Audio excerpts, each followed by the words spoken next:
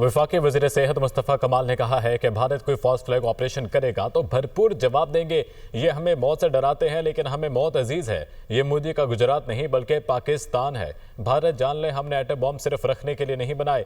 PDMC के कानून के मुताबिक किसी भी कॉलेज यूनिवर्सिटी को मुंतखब सीटों से ज़्यादा नहीं जा सकती।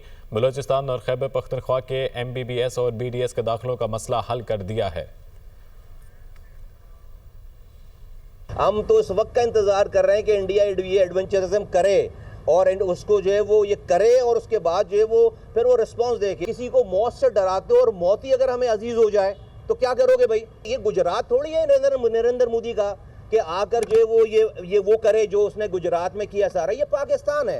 ये जो हमने न्यूक्लियर एसिड बना रखे हैं ये शबरात पर पटाखे फोड़ने के लिए बना रखे हैं। पाकिस्तान में PMDC के कानून के मुताबिक किसी भी कॉलेज को, किसी भी यूनिवर्सिटी को उसकी जो एलोकेटेड सीट जो हैं ऑलरेडी उससे एक सीट भी ज़्यादा दी नहीं जा सकती। 333 तलबा बलूचिस्तान और खैबर पख्तूनख्वा के सबको एकोमोडेट अल्हम्दुलिल्लाह हमने जो एलिजिबल थे उनको हमने एकोमोडेट कर दिया। यही उनका मुतालबा था। उनका मुतालबा 100% जो है मनोवन मान लिया गया है।